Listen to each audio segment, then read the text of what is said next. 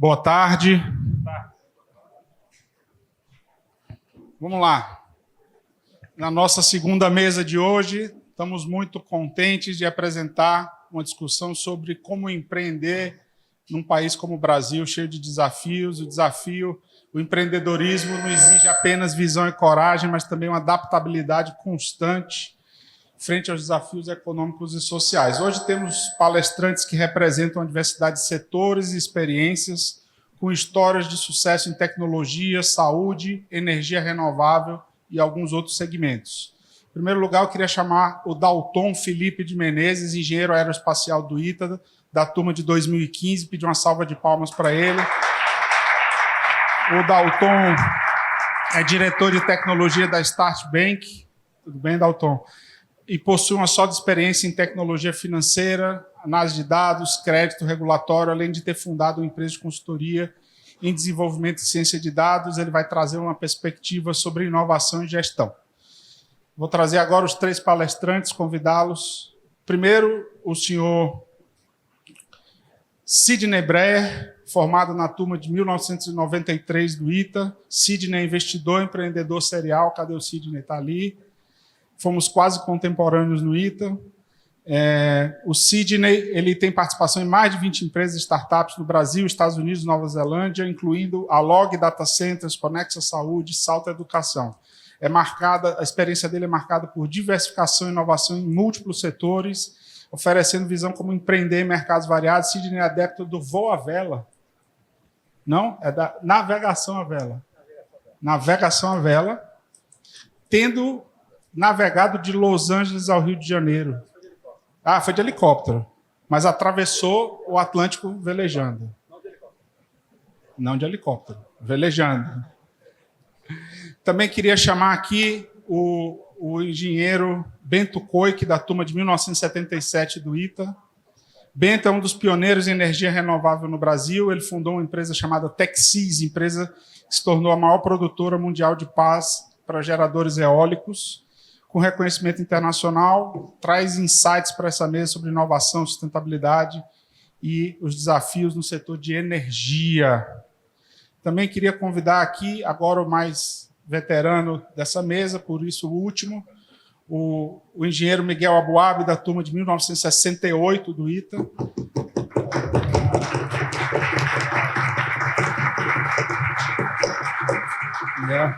Miguel é fundador da DataSul e da Neogrid e hoje é presidente do Conselho de Administração da Neogrid. Ele tem liderado inovações em software, gestão, cadeia de suprimentos. Ele também é um famoso, mais recentemente nos últimos anos, defensor ativo da simplificação tributária, inclusive propondo algumas medidas para impulsionar a formalização e o crescimento econômico no Brasil. Dalton, a palavra é sua. Boa sorte.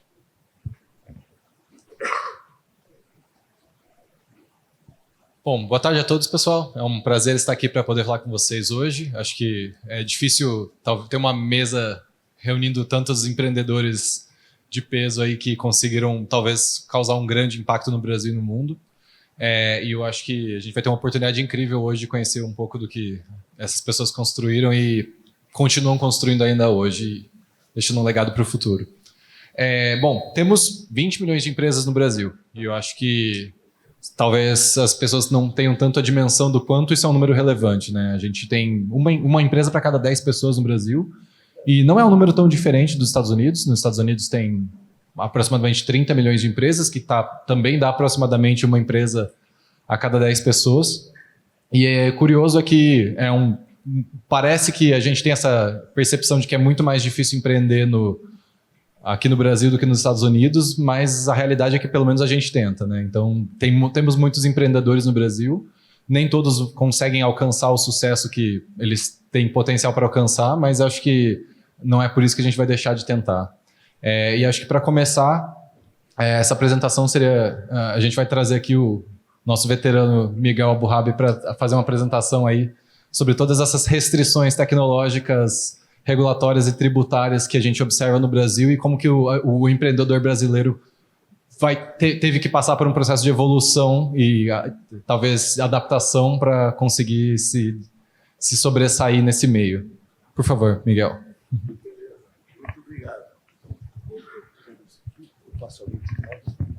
Olá, boa tarde.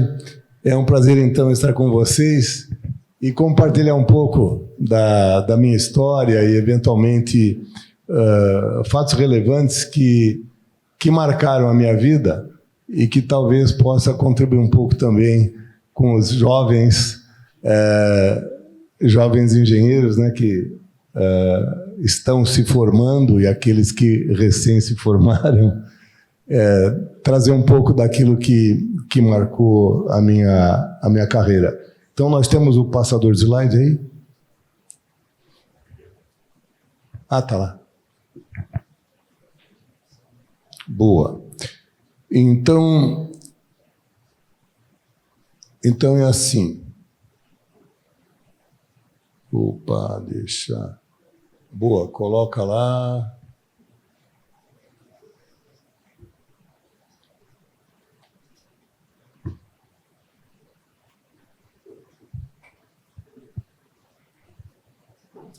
Bom, então pediram para que eu falasse um pouco sobre como empreender num Brasil de desafios, né? De fato, é muito complexo. Tá bom. Falando um pouco da minha história, o slide que vai passar. Enfim, ok. Então, eu me formei pelo ITA então, em 68, engenheiro mecânico. Trabalhei alguns anos na iniciativa privada, trabalhei na Consul Refrigeradores e implementei lá vários sistemas, mas depois de 8 anos fundei a minha primeira empresa, a DataSul, e acabei tendo muita experiência. Quer dizer, eu, engenheiro de produção, implementei sistemas de controle de produção. Enquanto a maioria das empresas que usavam computador na época, usavam computador para fazer contabilidade e folha de pagamento, eu, pegava os manuais que vinham do exterior sobre sistemas de produção e acabei criando a DataSul, que foi uma empresa que teve um dos melhores sistemas para a empresa, para a indústria, para a produção. Mais tarde eu fundei a Neogrid, e eu vou dizer a diferença entre as duas. Faço parte do grupo de reforma tributária, o grupo chamado Destrava Brasil, que também explico mais um pouco, e tem o Instituto Miguel Aboab, onde a gente tem lá o conceito de teoria das restrições, que eu trouxe para o Brasil, e a gente aplica isso para ensinar as crianças a pensar. Então, a gente começa desde 7 anos, 12 anos, a gente tem o grupo, a gente ensina professores e que ensinam as crianças a pensar. Bom,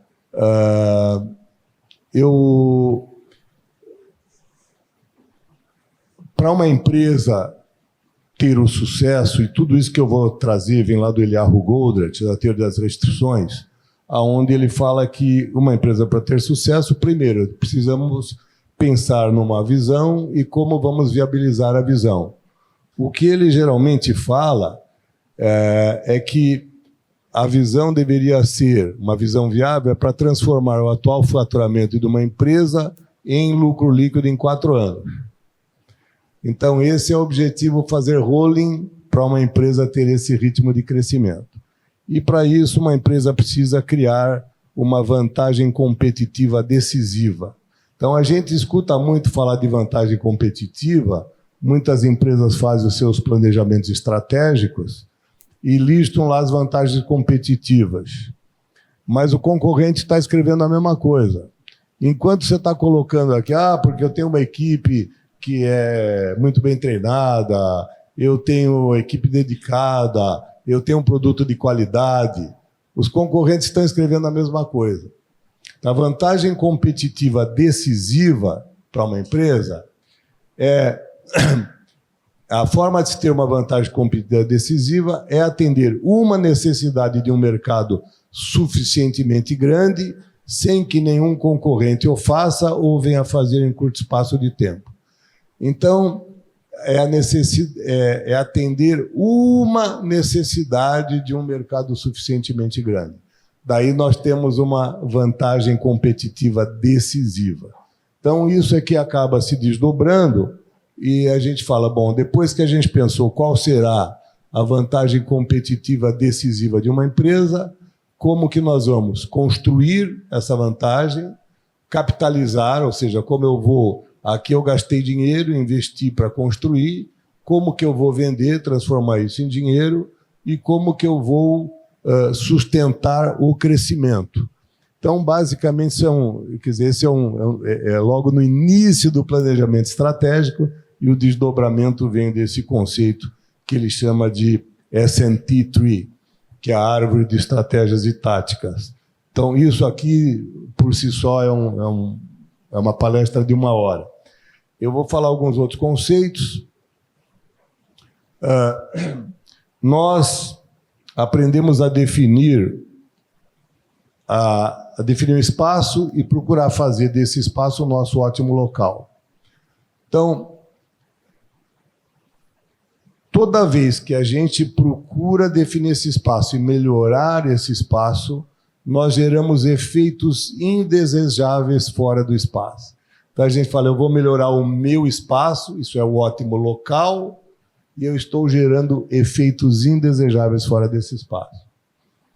Então, o fato é que o ótimo local é como ar-condicionado, que ele esfria de um lado, mas esquenta do outro. E então, o ótimo global não é a soma de muitos ótimos locais. Então, se nós temos os vários ótimos locais, está todo mundo brigando um contra o outro e se perde muita energia nesse processo. Então, o ótimo global é quando nós temos alinhados os diversos locais com o mesmo interesse, com o mesmo vetor, com as mesmas métricas, com os mesmos coeficientes. E aí nós vamos ter um ótimo global. Eu estou envolvido na reforma tributária e se a gente verificar o que nós temos ou procuramos, o que temos hoje é dentro da linha do ótimo local, aonde cada setor está defendendo o setor da agricultura, está defendendo a indústria, o comércio, o serviço, e cada um defendendo o seu setor, mas não estão pensando no ótimo global, que seria, evidentemente, o ganho de todos, né? Mais uma coisa rápida. Eu estou dando aqui alguns conceitos que eles podem estar perdidos, mas na teoria das restrições tudo isso se junta e faz sentido. Então eu tenho aqui o sistema A. São 7 elementos independentes. Eu tenho o sistema B, 7 elementos integrados. E aí fica uma pergunta: qual que é o sistema mais complexo, o A ou o B? Pergunta: qual é o sistema mais complexo? É o A ou o B? Ótimo. Quem achou que é o A? Boa. Quem que achou que é o B? Boa. Os dois estão certos. Então, olha, se a gente falar, eu tenho que descrever o sistema, para descrever o sistema B é mais complexo do que o A. Mas, do ponto de vista da física, nós... Aqui tem uma mãozinha voando lá, mas é o seguinte, é o número de pontos que eu preciso tocar para impactar todo o sistema. Então, no sistema A, eu preciso tocar em 7 pontos para impactar todo o sistema. Enquanto no sistema B, se eu tocar em um único ponto, nós impactamos todo o sistema. Então, isso se chama graus de liberdade de um sistema. O sistema B tem 1 grau de liberdade, o sistema A tem 7 graus de liberdade. E, portanto, o sistema A é um sistema complexo e o sistema B é um sistema simples do ponto de vista da física. Então, tudo que a gente conseguir integrar e reduzir os graus de liberdade, nós estaremos simplificando o sistema. Bom, ainda, para melhorar o todo, não precisamos melhorar tudo. Então, quando lidamos isoladamente com cada problema, estamos lidando com sintomas e não com as causas reais. Enquanto as causas reais permanecerem intocadas, os sistemas, ou os problemas, os sintomas, desculpa, os problemas não desaparecerão e novos serão criados. Então, existe toda uma metodologia que a gente muitas vezes fala, bom, esse problema é complexo e fala, eu vou dividir um problema complexo num monte de probleminha simples e se eu resolver cada probleminha, eu terei resolvido o todo. No conceito da teoria das restrições, isso não é verdade. Então, nós analisamos que todos os probleminhas, na verdade, muitos deles são efeitos e eles estão interligados. Se a gente conseguir fazer uma árvore, uma sequência de causas e efeitos, nós chegaríamos na causa raiz e, uma vez chegado na causa raiz, resolvendo a causa raiz, a gente vai eliminar os efeitos. Eu estou tendo que correr e eu quero falar sobre ortodoxia. Talvez aqui é o ponto principal, até aqui foi a introdução. Me avisa do tempo aí, Dalton, senão... Tá bom. Ortodoxia. Ortodoxia é tudo que fazemos, não sabemos por que fazemos e continuamos fazendo. E as ortodoxias, elas têm origem ou estão relacionadas às restrições tecnológicas.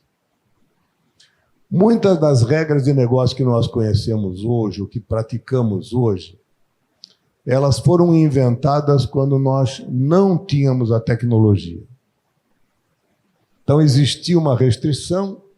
O fato é que, quando fomos libertados dessa restrição, as regras continuaram as mesmas. Então, uma vez eliminada a restrição tecnológica, as regras continuaram as mesmas. Faz sentido? Então, eu tenho um exemplo muito bom. Hotéis. Por que em todo hotel o check-in é meio-dia e o check-out é meio-dia?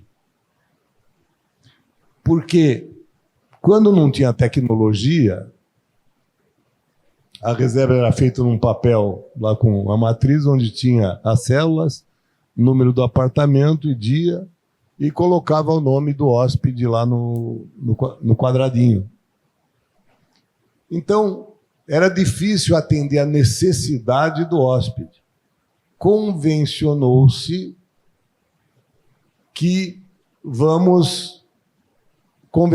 a regra que hóspede entra meio-dia, sai meio-dia. Então, talvez na época, é o que tinha que fazer. Agora, uma vantagem competitiva decisiva seria atender uma necessidade de um mercado suficientemente grande, sem que nenhum concorrente eu faça ou venha fazer em curto espaço de tempo. Estamos ligando as coisas? Então, é evidente que na época, quer dizer, na época que não tinha tecnologia, o sistema manual é o que nós temos hoje. O que fizeram?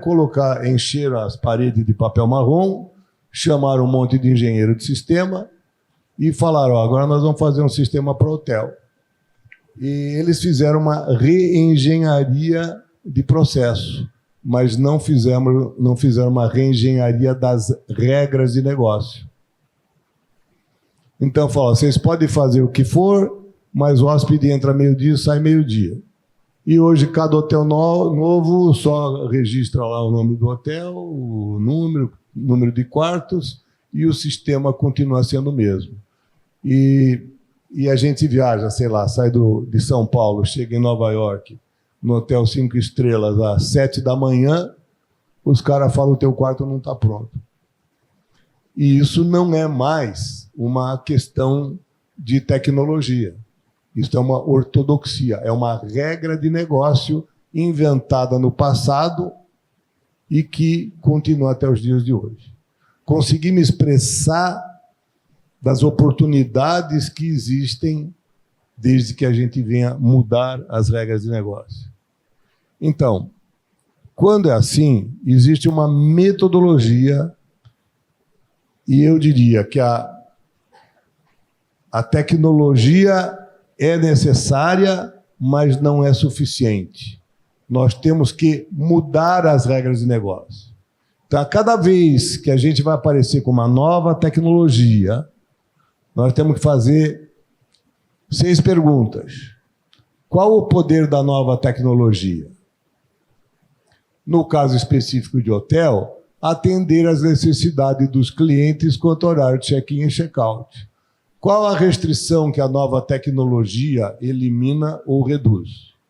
Então, a nova tecnologia, o sistema que estaria sendo desenvolvido, ele elimina a restrição de saber o horário do check-in e check-out dos clientes, porque isso não ficou registrado em nenhum sistema. Às vezes o cliente saiu às 8 da manhã, você está com o quarto disponível e poderia estar aproveitando, a performance seria muito melhor, a ocupação dos quartos de acordo com as necessidades do hóspede. Consegui me expressar? Está claro? Quais as regras de negócio que usamos hoje para contornar a restrição? O check-in às 12 e check-out às 12. Quais as novas regras de negócio que devemos usar agora que não temos mais a restrição? O cliente informa a data de check-in e check-out em tempo de reserva. Fala, eu quero chegar dia tal às 8 da manhã, sair dia tal às 8 da noite. E os algoritmos é que vão identificar. Fala, sim, eu posso atender e custa tanto, ou não posso atender. Quais mudanças devem ser adicionadas aos sistemas atuais? Que seria incluir no sistema de reserva horários check-in e check-out e um algoritmo de precificação. Como implementar a mudança? E aí, finalmente, alterar os programas de computador e fazer os treinamentos e go-to-market. Então, isso aqui é uma metodologia para a gente evitar as ortodoxias, a mesma quando fizeram hotel. Bom, daí eu estou ligado à reforma tributária e eu tenho mais 5 minutos para falar e vai dar tempo.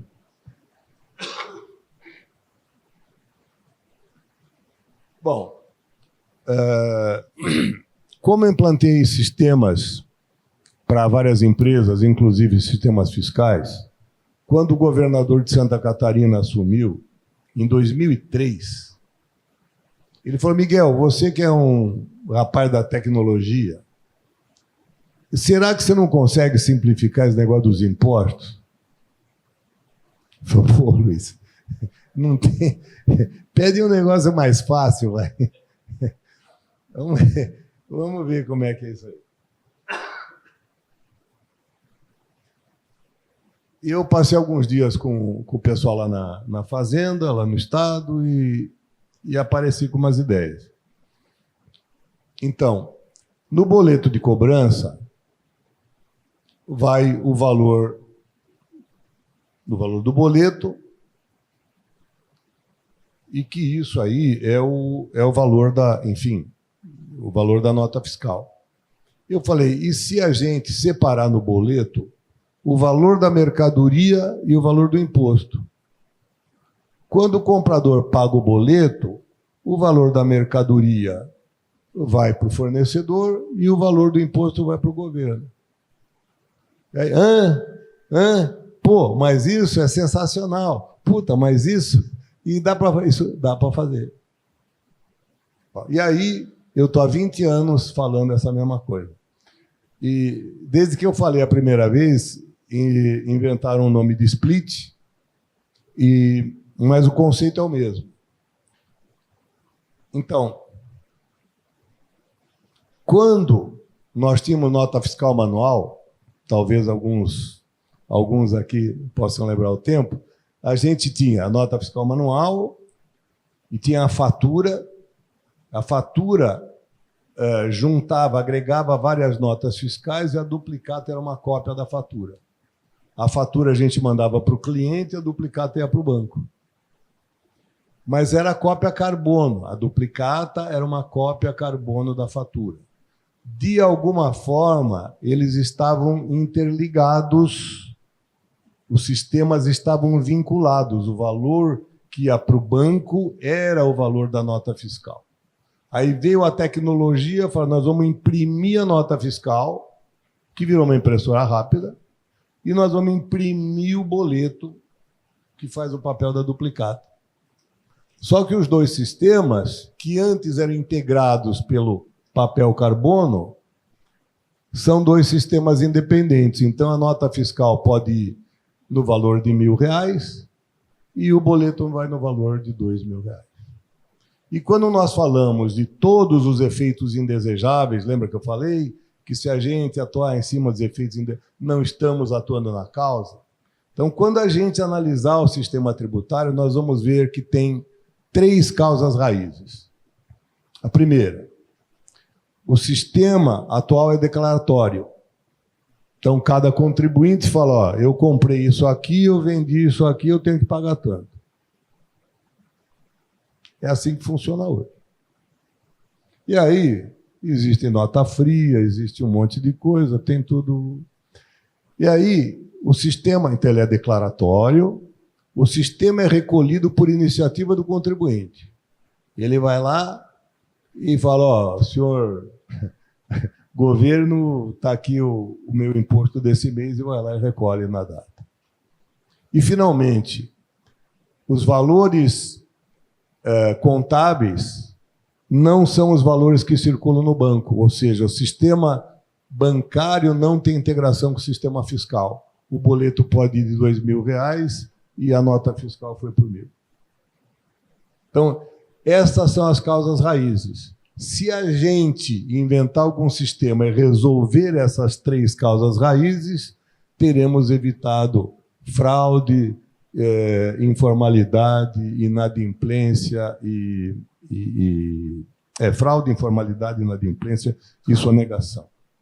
Agora, se a gente chegar e falar, bom, vamos aplicar a mesma regra, qual o poder da nova tecnologia? Que é o que eu, basicamente, expliquei para um monte de gente há 20 anos.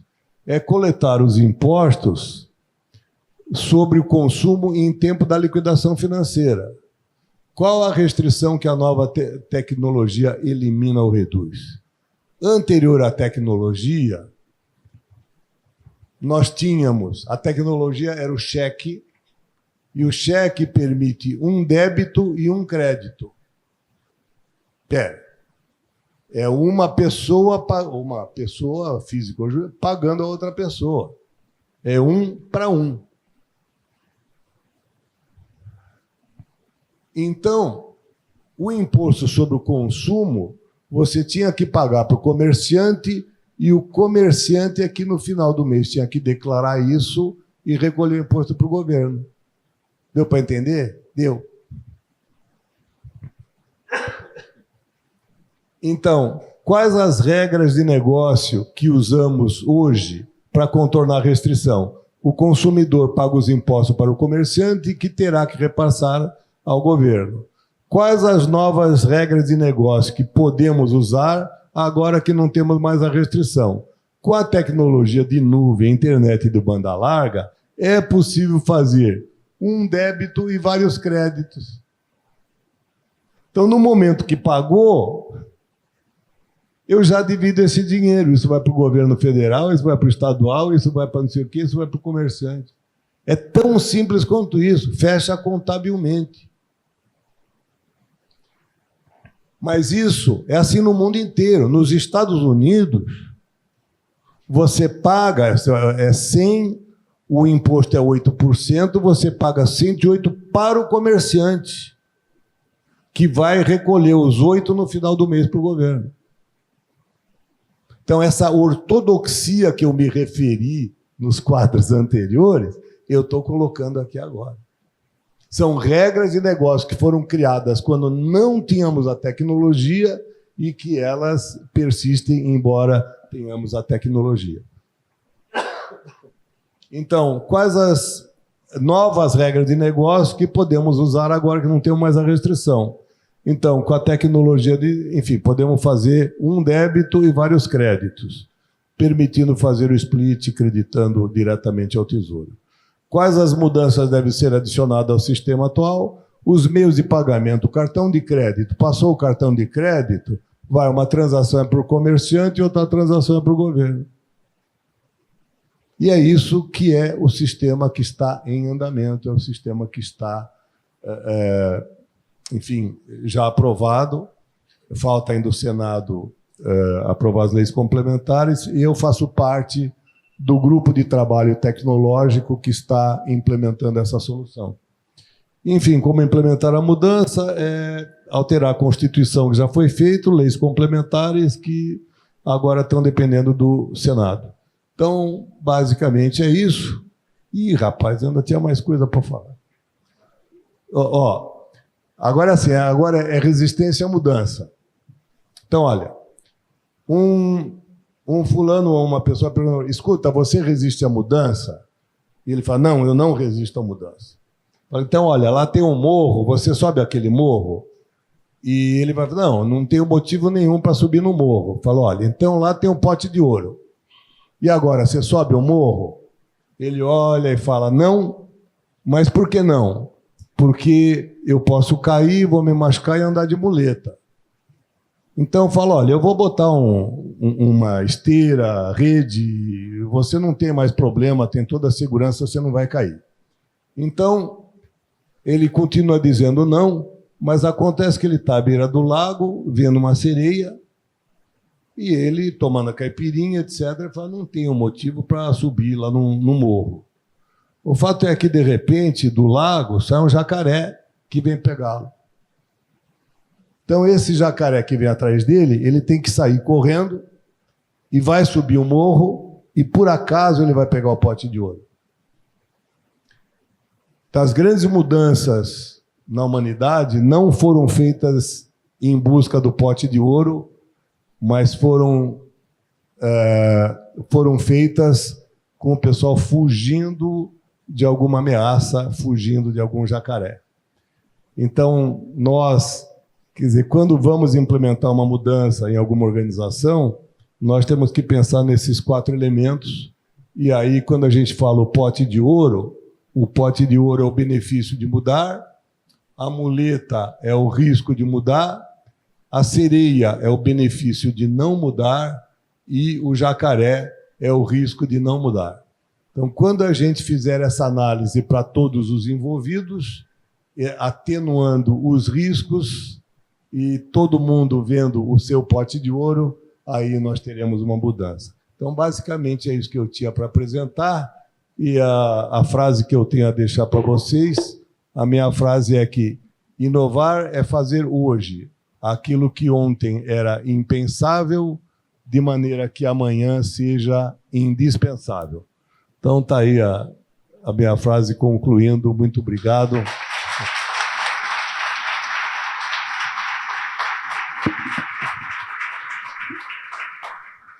Beleza. Muito obrigado, Miguel. Foi uma aula realmente sobre, acho que talvez como que a gente consegue, talvez através de tecnologia, simplificar todas essas restrições que hoje existem em cima de coisas que a gente assume que talvez nunca mudem se a gente não sair da zona de conforto, né?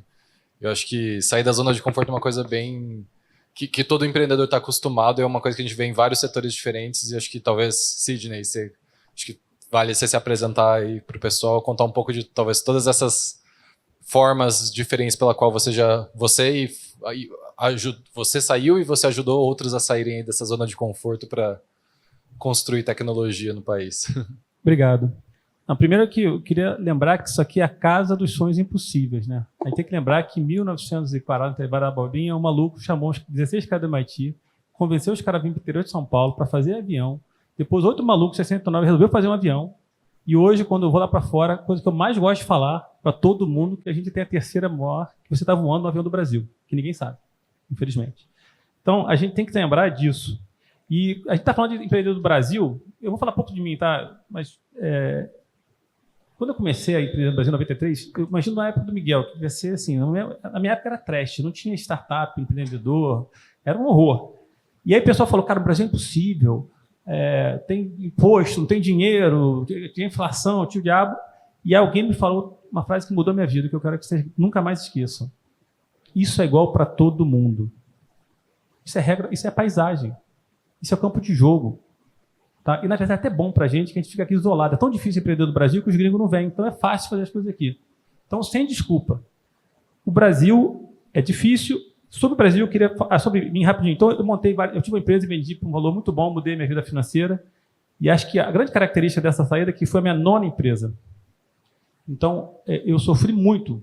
E aí eu me toquei, na minha 8ª, eu estava desistindo. Falei, cara, eu sou muito azarado, eu tentei tanto, sou tão inteligente, e porra nenhuma. É um processo estocástico. Então, nada garante sucesso. Mas você pode fazer muita coisa para aumentar a probabilidade. Então, todo mundo aqui, engenheiro, a nossa missão é só aumentar a probabilidade de sucesso no que quer que a gente vai fazer aqui hoje, tá? Falar de Brasil. O Brasil é uma delícia. Tem um cara que eu admiro muito que falou, o Brasil nunca vai dar certo e nunca vai quebrar. Essa é uma boa notícia, né? O Brasil não vai virar Venezuela, mas também não vai virar Estados Unidos. Eu fui fazer um curso em Harvard em 2007, todo mundo queria vir falar comigo. Em 2009, eu era ignorado totalmente. E esse é o Brasil, e vai ser assim, infelizmente, eu não estou vendo a mudança no Brasil. Se alguém tiver, depois me esclarece aqui. Mas o que é importante para o empreendedor? Saber, o Brasil é muito volátil. Então, teve um problema sério agora que muito dinheiro fácil para os empreendedores, cheio de empreendedor achando que dinheiro dá em árvore, e agora o dinheiro está seco, o nego achou que o dinheiro acabou. Daqui a pouquinho, daqui a 5, 10 anos, o dinheiro vai dar de novo, daqui a pouquinho vai ter IPO. Então, as empresas que eu investi aqui, eu estou falando, galera, se prepara, vai ter IPO daqui a 4, 5 anos. Não, que isso? Vai ter IPO. Não tem dúvida disso. Eu não tenho dúvida. Então, o Brasil é super volátil. E o Brasil tem 2 características importantes. Custo de capital alto e mão de obra barata. Leva isso em consideração e é parte da paisagem. Deve ter outras coisas, não vou me detalhar aqui, tem milhões de detalhes. O importante é você conhecer o seu ambiente. É a sua missão. Não é culpa do governo, do Lula, do Bolsonaro, do Biden, da Kamala Harris, do sei lá de quem. A culpa é sua se você não fez o dever de casa. Você pode aumentar a sua probabilidade de sucesso e essa é a nossa missão. Então, vou falar aqui a fórmula de sucesso, muito fácil. Primeiro, se conhecer. Quem sou eu? Quais são as minhas crenças fake? Aqui no ITA, eu falei aqui quando eu fui para mim, eu vou sempre repetir. O que eu mais vejo no ITA é cara inteligente, tomando decisão emocional e justificando com uma teoria maravilhosa por trás e fazendo uma grande besteira na sua vida. Então, se questiona sobre aquilo que você acredita. De onde você veio, todas as suas crenças limitantes. Vai estudar psicologia, vai fazer psicodélico, qualquer coisa para entender você antes de fazer qualquer coisa. Aí depois você vai entender que eu gosto. Eu quero ficar rico, eu quero fazer uma tecnologia disruptiva, eu quero fazer uma multinacional, quero só dar uma saúde boa para meus filhos, um conforto. Entende o seu porquê, porque é o jacaré ou o pote de ouro que vai fazer você se mexer. Então é muito importante você ter o seu porquê. Depois disso, vou botar uma missão. Aí é fácil. Chuta alto. Aí chuta alto, tá, gente? Porque chuta alto e padaria, empresa grande, quanto maior, mais fácil fica tocar. Então, mira alto e começa a fazer coisa pra cacete. Muita coisa. Assim, mas é massive. Assim, você tem que fazer coisa todo dia, muita coisa. Porque aí isso vai te dar um feedback loop, você vai aprender e vai mudar. Você é um cara inteligente, vai aprender, mudar, e vai se desenvolver. Né? Vou falar um pouco sobre o desenvolvimento que eu acho que o empreendedor tem que ter. Vou falar super rápido aqui, eu já falo rápido, mas... e aí você vai medir seu avanço e vai mudar de rumo. É simples pra caramba, né? Só que é hiper difícil. Porque aí você tem a desculpa, tem a mulher, tem não sei o quê. Aí a gente não vou falar sobre isso agora não, mas vamos nessa. E o que você tem que fazer nesse processo todo? A cada pancadaria. O que todo mundo aqui faz muito bem. Todo mundo aqui viveu na H8. Todo mundo teve a primeira aula aqui, o primeiro lápis desesperador. Aqueles professores que às vezes não têm aquela didática maravilhosa, né? E você está lá e você passou por isso. Cara, vou te falar, empreender, fazer coisa no Brasil, uma carreira de sucesso é muito mais fácil que isso. As pessoas acham que não, mas eu acho muito mais fácil. Então, eu não vou falar do playbook de como empreender. Se você quer saber, tem vários estágios de empresa, e cada estágio é um conhecimento específico. Tá? Você tem que tomar cuidado. O que eu vejo que as empresas não crescem é que o cara, às vezes, é muito bom de montar uma startup e é péssimo de fazer escalagem. Depois não consegue escalar, depois quando ela ficar grande, fica 5 escritórios, 600, 700 pessoas, o cara não consegue se desenvolver. Então, você tem que aprender em cada desenvolvimento. E hoje está fácil, está a internet. E hoje em dia está tão fácil. Vai lá para o ChatGPT pago. Aliás, quem não tem o ChatGPT pago aqui na sala, por favor, levanta a mão. Tá. Não tem. Quem não tem, levanta a mão. Isso é a coisa da vergonha. Não, é coisa da vergonha. Vocês estão trabalhando. Aí, todo mundo agora fazer prova de cálculo, na época da calculadora, e você de régua. Você quer ficar de régua? É o que vocês estão fazendo. Cara, não dá para comparar, é R$100. E se você perguntar assim, como é que é o modelo de negócio para treinamento de qualquer blá? O cara vai te dar tudo pronto. E se você interagir um pouquinho, vai ficar maravilhoso. Então, vamos lá. Então, eu vou aprender. Startup é Y Combinator, depois Scale Up é Endeavor, tem vários playbooks prontos, é só pegar isso, aprender e se desenvolver. Depois você vai ter uma graninha, vai estudar, vai pagar um. Aqui no Brasil, acho que é bom hoje em dia. O que está bom de MBA hoje? Dom Cabral, sei lá, Copiade, não sei, e depois vai lá para fora estudar. Ou então lê muito. Se você for um cara natural, você estuda muito, lê muito. Mas você tem que se desenvolver para poder fazer a jornada. Não é culpa de ninguém. E você tem que entender como é que funciona o jogo. Como é que funciona o jogo do investidor? Tem amigo banqueiro aqui, né? Eu vou falar uma coisa. Não dá para confiar em banqueiro. O que eu mais vejo é o cara... Os banqueiros são os caras mais inteligentes da turma, mais preparados, que vão mentir na tua cara. E você acha que está amarradão. Entendeu? Aí você vai pegar um fundo de investimento no 8º ano dele, do fundo. O fundo tem 10 anos. Aí ele está 2 anos, o cara está na tua porta para sair do investimento. Você tem que saber o que é prazo, qual é o tamanho do fundo. Você falou, pegou um investidor, o cara ofereceu uma palestra maravilhosa. Aí você, malandrão, todo entusiasmado, não falou com nenhum ex-founder desse fundo. Aí descobriu que ele quebrou todo mundo. E você está lá amarradão, porque não fez dever de casa. Para passar a vida, você faz dever de casa, né? Mas para empreender, não faz, porra. Então, vamos saber como é que é sócio, como é que é contrato. Tem que saber, eu não gosto de contabilidade. Então, não vai empreender. Ou então, arruma um sócio que gosta. Mas você tem que saber, vocês têm que estar assim. E adoro a empresa de 2 caras sem braço. Mas, porque é um cara que é muito bom em venda, outro cara que é muito bom em produto. Mas você tem que ter uma fortaleza. Você tem que ter uma fortaleza em todos os domínios. Quanto maior a empresa, você tem que ter isso. Faz muito sentido. Tem que entender de estratégia, de liderança, de finanças, de pessoas. O problema do ITA aqui, o italiano que entende pessoas, bomba. Pode ver na média. Todo italiano que realmente vai para frente é o cara que conseguiu sair só da parte técnica e se desenvolver em pessoas. Está acabando. Então, o meu propósito hoje, eu estou aqui... por que eu fiz muita coisa, vocês viram lá?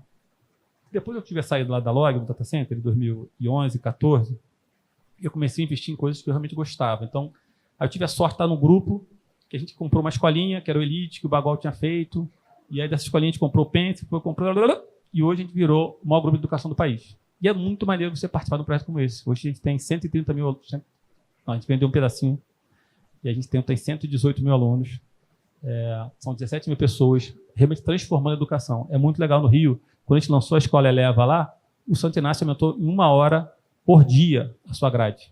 Olha o impacto quando você faz uma coisa decente. Não é só o que você faz, é o que a concorrência tem que fazer para keep up com você.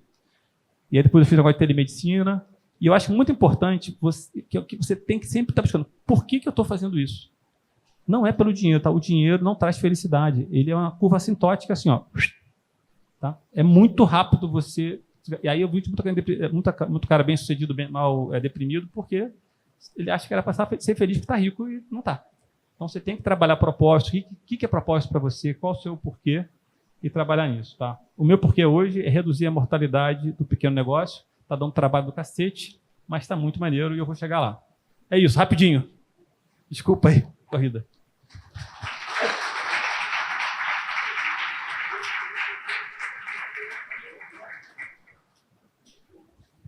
Muito obrigado, Sidney. Acho que não, sem problemas.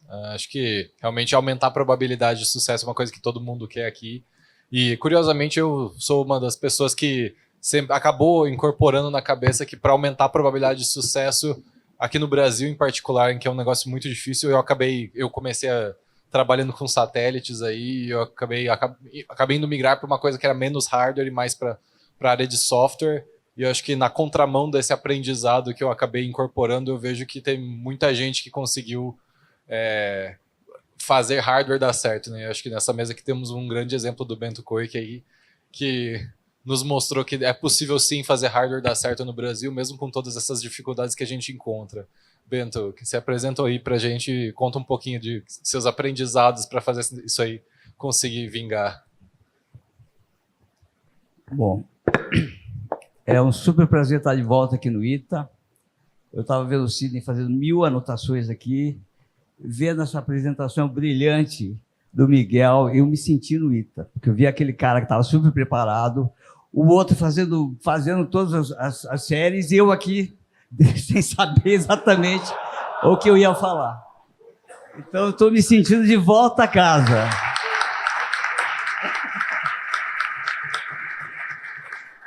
Eu tinha um colega chamado... ele está muito bem lá em Campinas, é o Ganzaroli, e eu ia fazer uma prova e eu estava em pânico. Aliás, a sala inteira em pânico, porque era uma prova difícil. E eu fui sentar atrás do Ganzaroli. E aí começou a prova, eu não sabia menor o que eu ia escrever ali, ficava olhando para aquelas questões.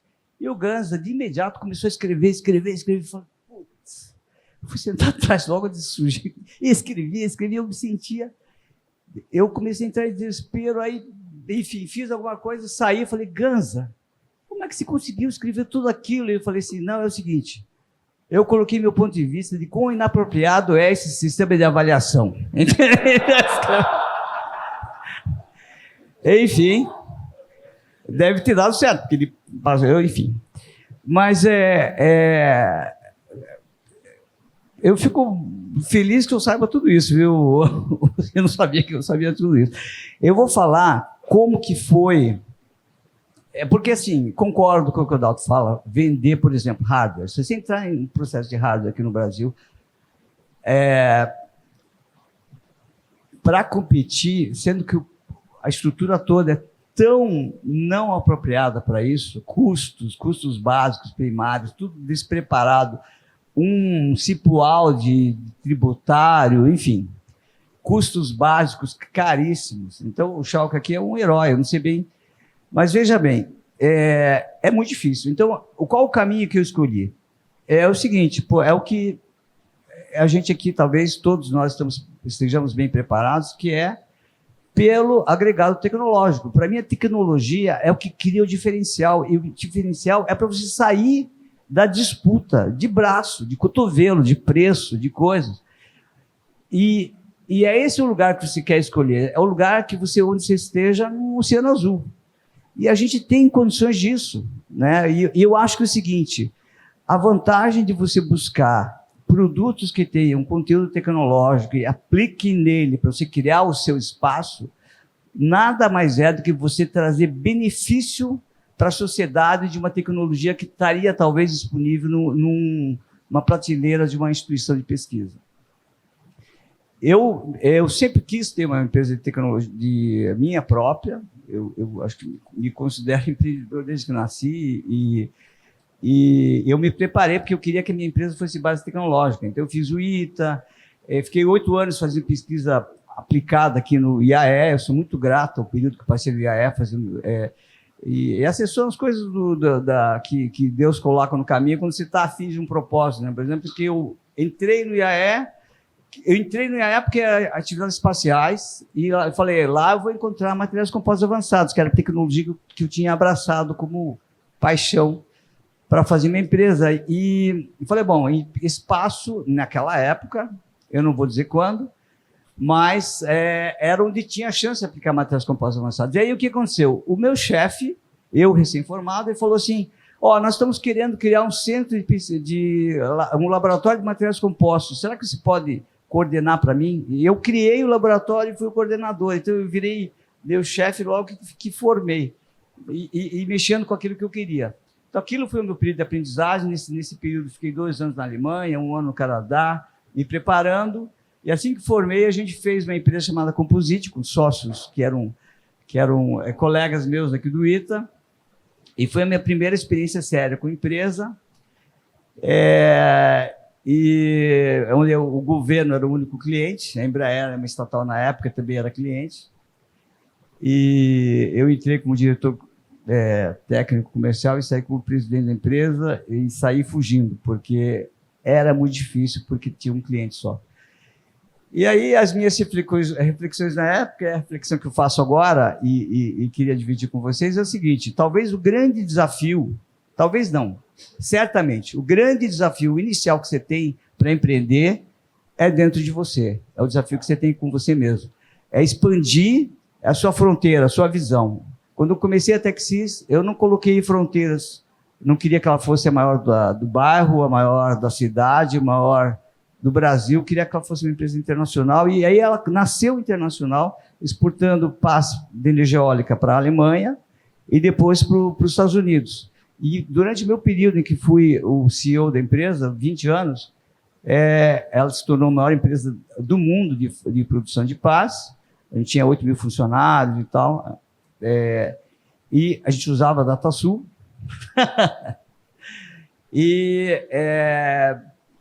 Mas o grande lance era o seguinte, usar a tecnologia espacial e incorporar numa pá eólica.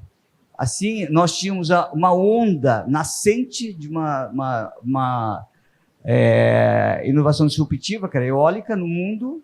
A gente tem aqui brasileiros de Sorocaba e do Brasil todo podem ter orgulho de dizer que a gente participou do processo de viabilização de energia eólica no mundo, porque a gente fazia grande parte das pás. A pá era o componente com maior conteúdo tecnológico, e a gente colocou a tecnologia espacial nela, quando o nosso concorrente, que era um monopólio mundial, que era a LM da Dinamarca, eles tinham vindo da fabricação de barcos pesqueiros. Então, a gente criou um diferencial gigante. E talvez o que me encorajou a fazer é porque eu não sabia que isso não era possível. Então, por favor, não saibam que não é possível fazer coisas assim. Não saibam que a gente pode se tornar, se tornar a maior do mundo é possível. Ser de Sorocaba, onde não tem vento, e ser a maior empresa de energia eólica por um bom tempo, né? É possível. Então, acho que é essa primeira barreira para a gente não se impor limites na gente. Encarar. E vai fazer. Principalmente os jovens. Porque os jovens têm tempo para errar, quebrar a cara, levantar, quebrar a cara, como o Sidney falou aqui, que errou várias vezes. É assim, eu tenho certeza que o Miguel não contou as partes que ele errou, só contou a parte bonita, né? Mas, pô, a gente erra pra caramba. E tem que fazer isso, é o único aprendizado. O verdadeiro aprendizado é quebrando a cara. Pega o Chalco, pergunta para ele se ele errou muito. Errou muito, concorda? Como errou muito? É claro, todo mundo erra. Mas é isso, vou parar de falar aqui.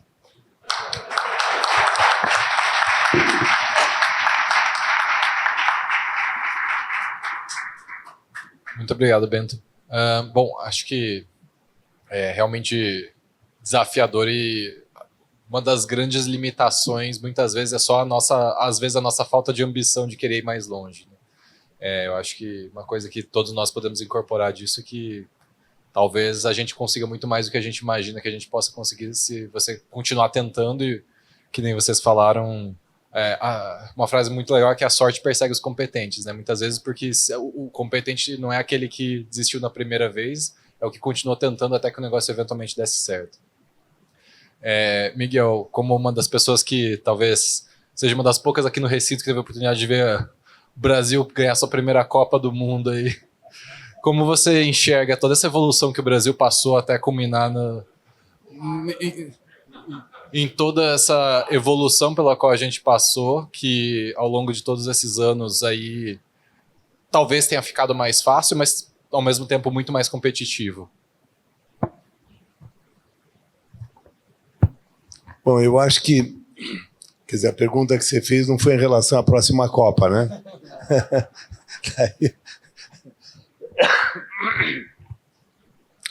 Bom, em relação à nossa economia, eu acho que o Brasil teve um problema muito sério quando implementou o sistema tributário, separando o que era o imposto estadual e o imposto municipal, o ISS.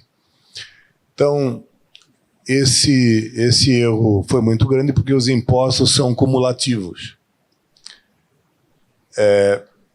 Então, existem hoje muitos impostos cumulativos, eles são muitas vezes definidos pelos estados, e esses impostos cumulativos faz com que uma cadeia de valor mais longa tenha um produto muito caro na ponta e ele não consiga competir, ele não consegue vender o seu produto no exterior. Então, vai se acumulando impostos e é por isso que o Brasil acaba exportando os produtos primários, enfim, são os grãos e minério de ferro, porque se você agregar mão de obra, se você agregar outras etapas, o nosso produto fica muito caro e a gente não consegue exportar. Então, o que está proposto na reforma tributária é que teremos apenas o imposto sobre o valor agregado e tudo que você pagou de imposto na etapa anterior, as empresas vão se creditar. Então, o imposto para exportar, ele é praticamente zero. Não houve imposto nenhum e isso muda totalmente o panorama econômico. Então, os nossos produtos serão competitivos no mercado internacional porque a nossa mão de obra é barata e o caro era o imposto, que ninguém conseguia acreditar. Então, agora, com a nova legislação, a reforma tributária, tudo que se você comprou uma máquina para produzir pás eólicas, esta máquina que você comprou, hoje você paga um imposto sobre a máquina e não se acredita. Sobre um projeto de engenharia que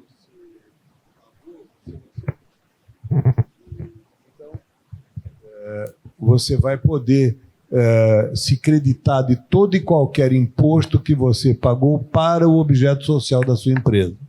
De maneira que a sua empresa vai ter, então, muito mais facilidade para exportar, de certo, além do que já exporta hoje. Então, isso vai fazer com que tenha uma grande geração de emprego, porque nós passaremos a exportar mais. Então, essa é a minha projeção, né, para a economia nos próximos anos, quando for implementado esse modelo. Beleza, muito obrigado. Bom, nós já estamos com um tempo curto, eu queria abrir um espaço aqui para, acho que a plateia fazer alguns questionamentos, mas acho que a gente não vai ter um tempo aqui muito extenso para conseguir fazer isso, então eu queria agradecer muito a presença dos 3 participantes da mesa. Os palestrantes realmente trouxeram algumas lições muito valiosas para a gente conseguir levar isso com a gente para cada um dos nossos empreendimentos, seja isso caso a gente vá eventualmente abrir uma empresa ou para qualquer outro empreendimento da vida que a gente for eventualmente se propor a fazer. Muito obrigado, pessoal.